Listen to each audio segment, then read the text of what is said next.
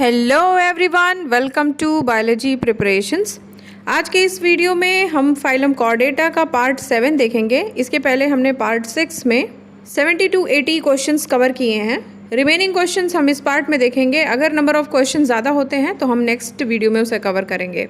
एक या दो वीडियोज़ और लगेंगे और आपका फाइलम कॉर्डेटा पूरी तरह से कंप्लीट होगा। हमने फाइलम कॉर्डेटा को इतने लंबे सेक्शंस में इसलिए डिवाइड किया है क्योंकि हम हर क्वेश्चन को बहुत ही डिटेल वे में सॉल्व करते हैं। हर एक क्वेश्चन से रिलेटेड जितने भी इंपॉर्टेंट पॉइंट्स बन सकते हैं एडिशनल जो एग्जाम्स में पूछे जा रहे हैं उसको हम देखते हैं, क्योंकि जो एग्ज़ाम का ट्रेंड है वो आप देख सकते हैं 2016 का या 2021 का पेपर अगर आपने देखा होगा तो उससे आपको आइडिया हो गया होगा कि किस तरह के क्वेश्चंस पूछे जा रहे हैं। वो पुराने तरीके से अब क्वेश्चंस नहीं पूछे जाएंगे कि आपने वन लाइनर क्वेश्चंस या फिर पुराने सॉल्व पेपर्स उठा करके सॉल्व कर लिए और सारे क्वेश्चंस याद कर लिए, तो वही क्वेश्चंस आपसे पूछे जाएंगे।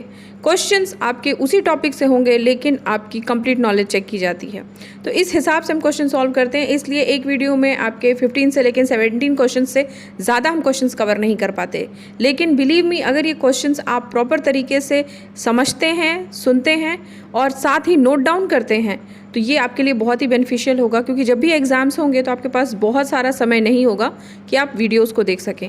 इसलिए मेरी एडवाइस रहती है कि आप इसको नोट डाउन करते चलें, ताकि एक रैंडम वे में अगर आपने रिवीजन किया तो आपका पूरा टॉपिक क्लियर हो जाए। ठीक है, तो चलिए इसी सीरीज़ में आज हम 7th पार्ट देखने जा रहे हैं फाइलम कॉर्डेटा का। वीडियो स्टार्ट करने से पहले मेरी आपसे रिक्वेस्ट है कि अगर आपने मेरे चैनल को अभी तक सब्सक्राइब नहीं किया है तो इसे प्लीज़ सब्सक्राइब कर लें, साथ ही बेल आइकन प्रेस करें ताकि आपको मेरे वीडियोस के सारे नोटिफिकेशंस टाइम टू टाइम मिलते रहें। तो चलिए स्टार्ट करते हैं। हमारा पहला क्वेश्चन है, reproduction in hemichordates is mainly. तो आपके फाइलम कॉर्डेटा को मेनली 4 सब फाइलम्स में डिवाइड किया गया है: हेमीकॉर्डेटा, यूरोकॉर्डेटा, सिफेलोकॉर्डेटा और वर्टिब्रेटा।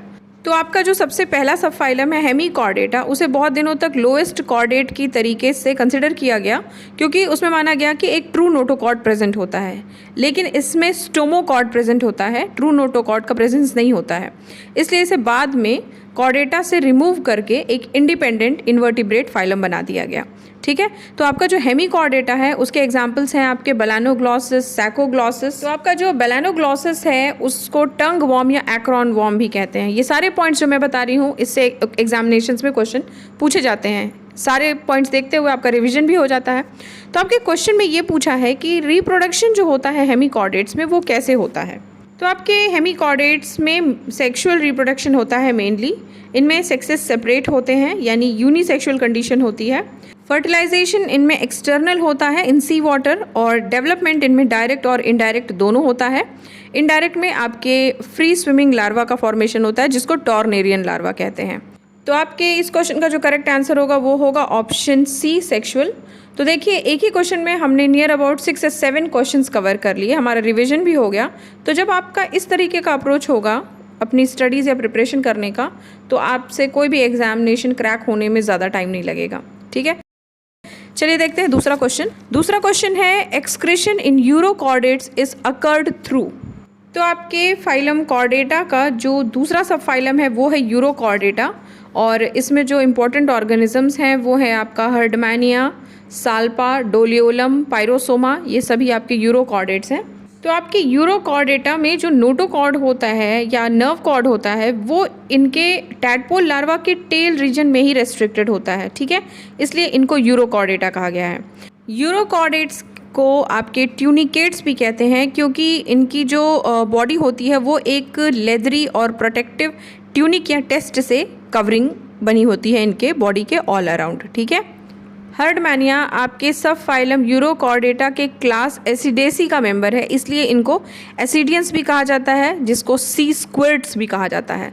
तो ये सारे इंपॉर्टेंट पॉइंट्स हैं जिनसे क्वेश्चंस पूछे गए हैं अभी तक। ये हम लोगों का रिवीजन हो गया। तो आपके क्वेश्चन में जो पूछा है वो है कि excretion in urochordates is occurred through, यानी यूरोकॉर्डेट्स में एक्सक्रीशन कैसे होता है। यूरोकॉर्डेट्स में आपके एक्सक्रीशन होता है through neural gland, pyloric gland and nephrocyte. ये तीनों स्ट्रक्चर्स रेस्पॉन्सिबल होते हैं फॉर एक्सक्रीशन। इनका जो एक्सक्रीटरी प्रोडक्ट होता है वो है आपका ज़ैंथीन एंड यूरेट पार्टिकल्स, यानी मेन एक्सक्रीटरी प्रोडक्ट भी आपका इंपॉर्टेंट पॉइंट है, ये भी याद रखिएगा।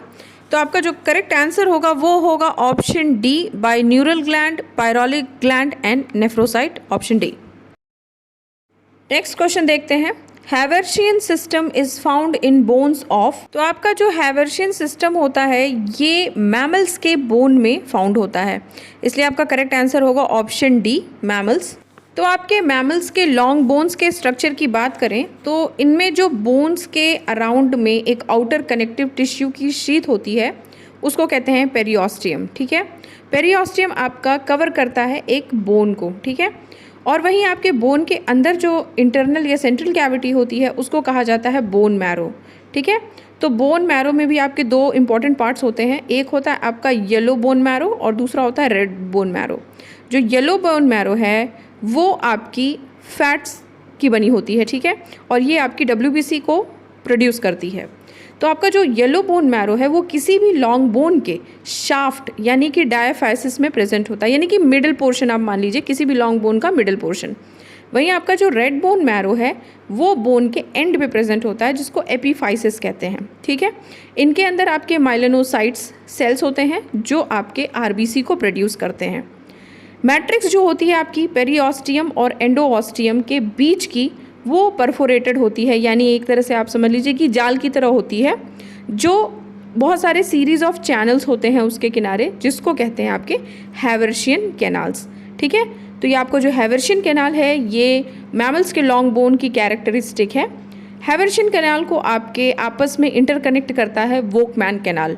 तो इसमें मैंने आपको नियर अबाउट 10 इंपॉर्टेंट पॉइंट्स बताए होंगे अगर आपने बहुत ही डिटेल में सुना होगा और इसे नोट डाउन किया होगा। तो आपके जो क्वेश्चन का करेक्ट आंसर है वो है आपका option D, mammals. Next question है पीपा इज अ। तो आपका जो पीपा है इसको आपके सूरीनाम टोड या स्टार फिंगर्ड टोड कहा जाता है। इन्हें टोड कहा तो जाता है लेकिन ये फ्रॉग जीनस से बिलोंग करते हैं। ठीक है, ये आपके क्लास एम्फीबिया का मेंबर है। इसकी जो बॉडी होती है वो काफ़ी अगली होती है, फ्लैट होती है, और इसका जो हेड होता है वो छोटा और ट्रायंगुलर शेप का होता है, और इसके जो फुट होते हैं या टोज होते हैं वो वेब्ड होते हैं। ठीक है, इनमें स्पेशल तरीके का आपके पेरेंटल केयर भी देखा जाता है इस तरह के टोड में। ठीक है, तो आपका जो करेक्ट आंसर होगा वो होगा option C, frog. Next question है what is true about archaeopteryx. तो आपके आर्कियोप्टेरिक्स से रिलेटेड 4 पॉइंट्स दिए हुए हैं और इसमें से जो करेक्ट है आपका आर्कियोप्टेरिक्स से रिलेटेड वही हमको चेक करना है। तो सबसे पहला पॉइंट आपका है कि Archaeopteryx is connecting link between reptiles and mammals. तो ये एंटायरली रॉन्ग है, connecting link between reptiles and birds. ठीक है, तो फर्स्ट पॉइंट रॉन्ग है। दूसरा है फॉसिल्स ऑफ सीनोजोइक एरा, यानी इसके जो फॉसिल अपटेन हुए थे वो सीनोजोइक एरा में हुए थे, तो ये भी पॉइंट आपका रॉन्ग है। ये आपका जुरासिक पीरियड में इसके जो फॉसिल्स हुए थे 140 million years ago, Jurassic period में इसके फॉसिल्स अपटेन हुए थे from Germany in 1861 by Andreas Wagner. ये साइंटिस्ट थे जिन्होंने इसको डिस्कवर किया था। ठीक है, तो ये भी पॉइंट आपका रॉन्ग है। उसके बाद है आपका फ्लाइंग डायनासोर, तो ये भी आपका रॉन्ग होगा। इसकी जो डायनासोर मतलब होता है ऑर्गेनिज्म जो बहुत बड़े साइज़ का है, डायना साइज़ है उसका। ठीक है, तो बहुत बड़ा साइज़ इसका नहीं था। एक आर्कियोप्टेरिक्स जो था उसको नियर अबाउट आपके आज के जो क्रो की साइज़ होती है उसके अकॉर्डिंग उतने बराबर आपका ये बर्ड था। ठीक है, तो ये डायनासोर की तरह नहीं था। ठीक है, इसको ये कह सकते हैं आप फ्लाइंग क्रो लाइक बर्ड। ठीक, तो आपका ये भी पॉइंट रॉन्ग होगा। और ऑप्शन डी है connecting link between reptiles and birds, तो आपका पॉइंट डी करेक्ट होगा। ठीक है, देखते हैं next question. Consider the following statements about the fish periophthalmus. ये आपकी एक फिश है जिससे रिलेटेड पॉइंट्स दिए हुए हैं, हमें इसमें चेक करना है कि कौन सा पॉइंट करेक्ट है कौन सा पॉइंट रॉन्ग है। ठीक है, तो मैं आपको सबसे पहले पेरियोप्थैलमस फिश के बारे में बता देती हूँ। आपका जो पेरियोप्थैलमस फिश है ये एक कार्टिलेजिनस फिशेस है, इसकी जो बॉडी थी वो कार्टिलेज की बनी होती है, इस नाते ये आपका इलास्मो ब्रांच ग्रुप में रखा गया है। ठीक है, कॉमनली इसको आपके मड स्किपर कहा जाता है। इसकी एबिलिटी जो होती है ये आपके वाटर के बाहर भी रह सकती है। इसके जो पेक्टोरल फिल्स होते हैं ये आपके लेग्स की तरह ही काम करते हैं, जो इसको आसानी से मडी एरिया या फिर आपके सैंडी एरिया में मूव करने में हेल्प करते हैं। तो एक तरह से कह सकते हैं एक ऐसा फिश जो वॉक कर सकता है। ठीक है, तो ये सारी कैरेक्टरिस्टिक है आपकी पेरियोप्थैलमस फिश की। तो आप सारे पॉइंट्स देखते हैं। सबसे पहला, it drowns if submerged in water. तो ऐसा कुछ नहीं है, ये डूबती नहीं है, सबमर्ज्ड वाटर में आराम से ये तैर सकती है। ठीक है, तो ये पॉइंट रॉन्ग है आपका। सेकेंड है it can walk with its pectoral fins, तो ये बिल्कुल करेक्ट पॉइंट है, आपकी अपने पेक्टोरल फिन्स से ये वॉक कर सकती है। थर्ड है it is an elasmobranch fish, yes it is also right, ये एक कार्टिलेजिनस फिशेस है, इसलिए इलास्मो ब्रांच ग्रुप में रखी गई है। फोर्थ है it ceases its prey and catches them with teeth, तो ऐसा नहीं है, ये भी पॉइंट आपका रॉन्ग है। तो आपका जो करेक्ट आंसर होगा वो होगा option B, only 2 and 3 are correct. Next question है which of the following structure of a fish is homologous with lungs of frog. तो यहाँ आपके होमोलॉगस स्ट्रक्चर की बात हुई है। तो आपका जो होमोलॉगस स्ट्रक्चर होता है वो ऐसे स्ट्रक्चर्स हैं जिनका आपके कॉमन एम्ब्रियोनिक ओरिजिन हो, कॉमन एंसेस्ट्री हो और इनके जो स्ट्रक्चर हैं वो सिमिलर एनाटॉमिकल स्ट्रक्चर्स हों। यानी आपका स्ट्रक्चर सिमिलर है, एम्ब्रियोनिक ओरिजिन सेम है, एंसेस्ट्री सेम है, लेकिन फंक्शन सेम हो भी सकते हैं, नहीं भी हो सकते हैं। तो ऐसे स्ट्रक्चर्स को कहा जाता है होमोलॉगस स्ट्रक्चर। तो आपके फ्रॉग में जो लंग्स का आपके ओरिजिन होता है या फिर एनाटॉमिकल स्ट्रक्चर होता है और जो आपके फिशेस में एयर ब्लैडर या स्विम ब्लैडर होता है, इन दोनों का जो एम्ब्रियोनिक ओरिजिन है वो सेम है और कुछ एस्पेक्ट्स तक दोनों के फंक्शंस भी सेम ही हैं। ये दोनों आपके रेस्पिरेशन में हेल्पफुल होते हैं, साउंड प्रोडक्शन में हेल्पफुल होते हैं और एक तरह के हाइड्रोस्टैटिक ऑर्गन है, यानी ये बॉडी में सेक्रीशन और अब्जॉर्प्शन करते हैं गैसेस का। ठीक है, तो आपके दोनों होमोलॉगस स्ट्रक्चर हैं, तो आपका जो करेक्ट आंसर होगा वो होगा option B, swim bladder is homologous to lungs of frog. Next question भी आपका सिमिलर है, which of the following is a function of air bladder. तो आपके जो एयर ब्लैडर होते हैं, जो जिसको स्विम ब्लैडर भी कहा जाता है, ये एक आपका elongated white sac like structure होता है जो गैस से भरा हुआ होता है। ठीक है, ये आपका फंक्शन इसका हाइड्रोस्टैटिक होता है, ये आपके अब्जॉर्प्शन में और सेक्रेशन में गैसेस के हेल्पफुल होता है, रेस्पिरेशन में हेल्पफुल होता है, साउंड प्रोडक्शन में हेल्पफुल होता है और ये बैलेंस बनाता है। ठीक है, तो आपका जो करेक्ट आंसर होगा वो होगा option D, all of the above, यानी ये आपका रेस्पिरेशन में, साउंड प्रोडक्शन में और बायोंट फ्लोट, यानी कि एक बायोंसी देता है इनको, बॉडी को इनके फ्लोट करने लायक बनाता है। तो आपका करेक्ट आंसर होगा option D, all of the above. Next question है bone marrow is absent in. तो आपके बर्ड्स की जो बोन होती है वो न्यूमेटिक होती है, जिसमें बोन मैरो नहीं होते हैं। ठीक है, हॉलो होती है अंदर से। ठीक है, ये एक तरह का एडेप्टेशन है ताकि इनके बोन्स की जो वेट होती है वो हल्की हो सके और ये इनको फ्लाइट में हेल्पफुल हो, ये आसानी से उड़ सकें। ठीक है, इसलिए आपका जो करेक्ट आंसर होगा वो होगा ऑप्शन डी, बर्ड्स। बाकी हमने बोन्स के बारे में और उसमें आपके red bone marrow, yellow bone marrow का कैसे स्ट्रक्चर होता है, क्या फंक्शन होता है, ये सारे पॉइंट्स हमने देखे। नेक्स्ट क्वेश्चन है the foot of bird has. तो आपके बर्ड्स में जो 4 लिम्ब होती है वो मॉडिफाइड होती है विंग्स में, वहीं इसका हाइंड लिम्ब जो होता है वो आपके लेग्स का फॉर्मेशन करता है और इन लेग्स का भी जो आपके फ्रंट का प्रॉक्सिमल स्लेंडर पार्ट होता है उसको कहा जाता है टार्सो मेटाटार्सस। जैसे हम लोगों में आपके फुट होता है और हाथ में फिंगर्स होती है। ठीक है, इसमें आपके 4 लॉन्ग क्लॉड डिजिट्स होते हैं, डिजिट्स मतलब आपके फिंगर्स, और ये क्लॉड होते हैं, इसमें नाखून प्रेजेंट होते हैं। ठीक है, जिसमें से आपका जो पहला है उसको हैलेक्स कहा जाता है, जो आपका पीछे की तरफ मुड़ा होता है, और रिमेनिंग जो 3 होते हैं वो फॉरवर्ड उनका फॉर्मेशन होता है, स्ट्रक्चर होता है। ठीक है, तो आपका जो करेक्ट आंसर होगा वो होगा ऑप्शन सी, 4 टोस।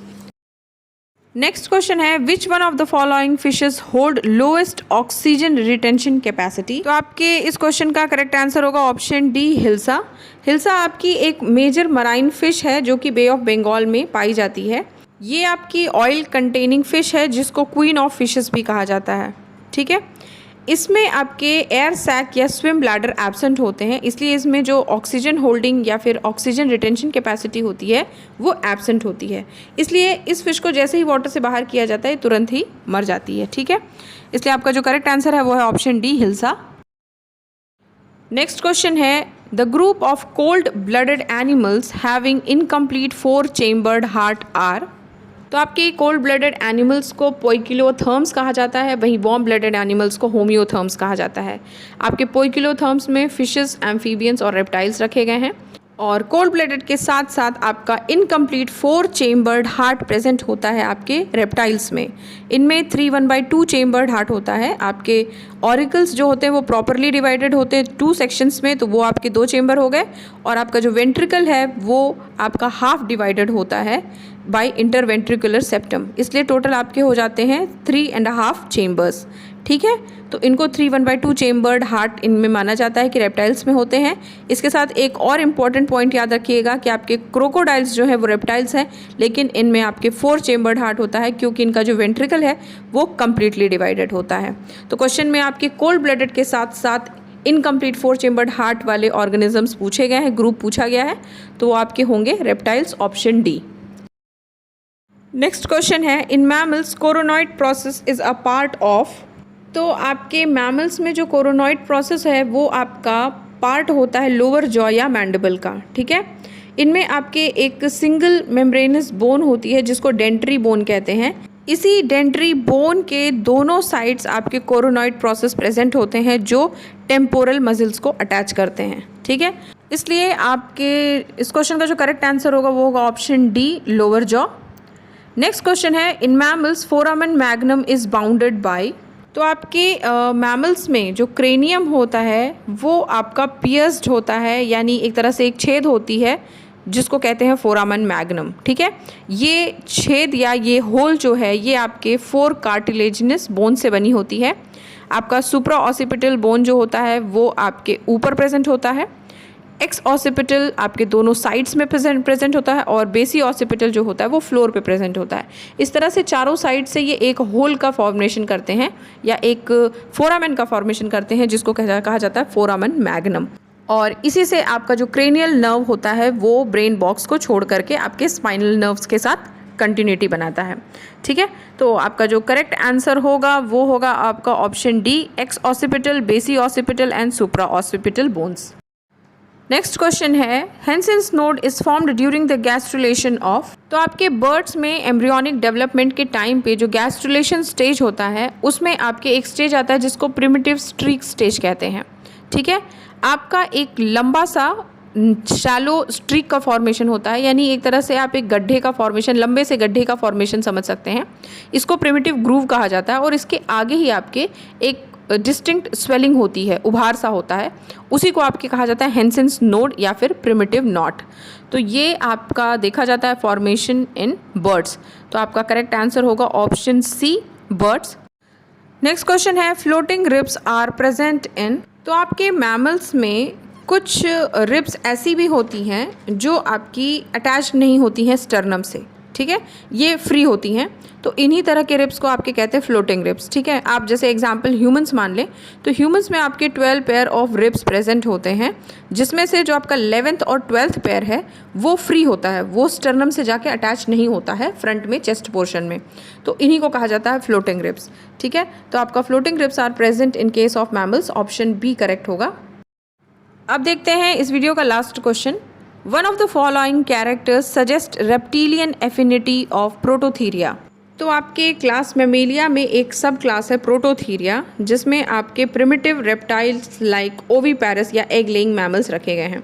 इसमें आपके एक सिंगल ऑर्डर है प्रेजेंट, मोनोट्रिमाटा। इसमें आपके duck billed, platypus, spiny anteater, ये सारे ऑर्गेनिजम्स रखे गए हैं। ये जो ऑर्डर है मोनोट्रिमाटा, इसके नेम को ही सिग्निफाई करें तो मोनोज मतलब होता है सिंगल और ट्रीमा मतलब होता है ओपनिंग, यानी इनमें सिंगल क्लोकल ओपनिंग प्रेजेंट होती है। जबकि आपके मैमल्स के केस में जो एलिमेंट्री कैनाल होता है वो टर्मिनेट होता है बाय एनस, ना कि क्लोकल ओपनिंग में। ठीक है, वहीं आपके अगर रेप्टाइल्स की बात करें तो आपके रेप्टाइल्स के केस में जो आपकी एलिमेंट्री कैनाल का टर्मिनेशन पार्ट होता है या टर्मिनेटिंग एंड होता है वो होता है क्लोकल अपर्चर। तो ये क्वालिटी जो होती है वो आपके मोनोट्रीम्स में यानी आपके प्रोटोथीरिया में और रेप्टाइल्स दोनों में देखे जाते हैं। ठीक है, तो अब क्वेश्चन को देखते हैं, one of the following characters suggest reptilian affinity of prototheria. तो सबसे पहले ऑप्शन ए है डाइकॉन्डाइलिक स्कल। तो सबसे पहले तो डाइकॉन्डाइलिक स्कल आपका प्रेजेंट होता है इन case of mammals and in case of amphibians. ठीक है, तो आपका रेप्टिलियन कैरेक्टर है नहीं, तो ये आपका रॉन्ग होगा। नेक्स्ट है आपका 3 ear ossicles in middle ear. तो आपके मैमल्स के केस में यानी प्रोटोथीरिया के केस में आपके 3 ईयर ऑसिकल्स प्रेजेंट होते हैं, मैलिस, इनकस और स्टेप्स। वहीं आपके रेप्टाइल्स में आपका जो हायोमैंडिबुलर बोन है वो आपके सिंगल ईयर ऑसिकल बनाता है, जिसको कोलोमेला कहते हैं। तो ये पॉइंट भी आपका रॉन्ग होगा। नेक्स्ट है आपका प्रेजेंस ऑफ क्लॉका, तो ये पॉइंट आपका करेक्ट है, जो कि इस क्वेश्चन का करेक्ट आंसर भी है।